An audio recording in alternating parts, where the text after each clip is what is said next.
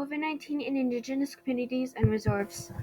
The current pandemic has been affecting all of us deeply. However, some communities may be affected more than others. Those on reserves have trouble dealing with COVID and its effects. What is COVID? According to the World Health Organization, the coronavirus, commonly called COVID, is an infectious disease. Common symptoms include fever, cough, sore throat, random aches, tiredness, loss of taste, loss of smell. People may also remain asymptomatic.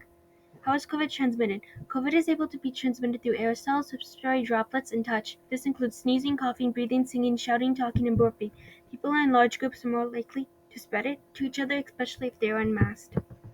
As of now, there are 60,703 confirmed cases of COVID-19, including 1,263 cases of Omicron, 2,514 in the hospital due to COVID, 5,160 active cases, 54,968 recovered, and 575 deaths just within Indigenous communities.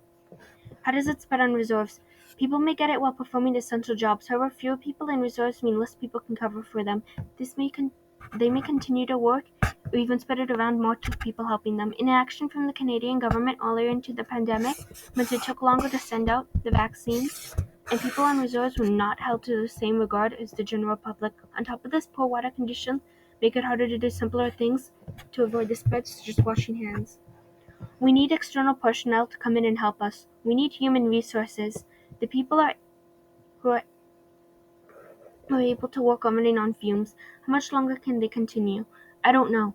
They are just playing a game. The city of Toronto gets snowed under. The army will go out the following day. But we're a First Nation. We are far from removed. Out of sight, out of mind. Patrol Fox. How it infects the Indigenous community. Those most at risk of death or hospitalization from COVID are young children, the elderly, and the disabled. They are the ones most likely to experience more serious symptoms such as chest pain, confusion or brain fog, loss of mobility, shortness of breath, and difficulty breathing.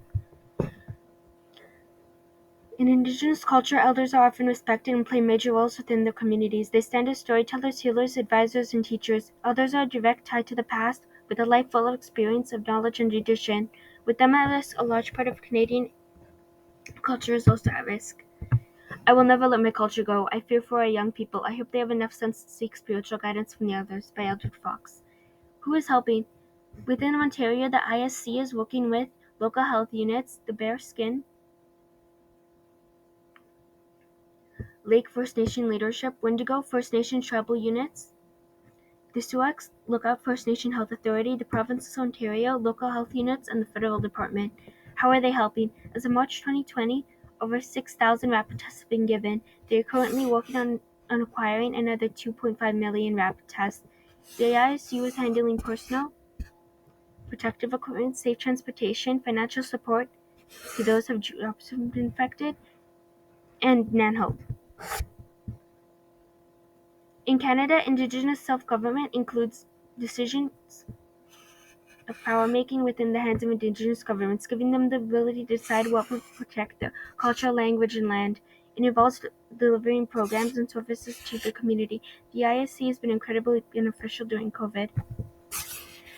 The ISC's NANHOPE program provides mental health support to those struggling with addiction using a team of specialists, with a focus on cultural and community-driven mental health within the 49 communities located in the Anishinaabe territory, include allowing voices to connect with one another.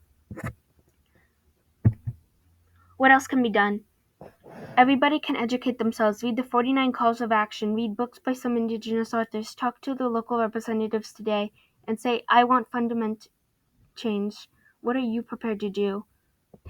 Other ways to help include following COVID guidelines by standing appropriate distance away from people, following capacity limits and wearing masks, getting vaccinated if able, spreading the word of COVID protection, reporting misinformation on these topics, donating directly to Indigenous foundations, being aware of some sites such as change.org that will ask for money to support a cause that will not be going directly towards that cause.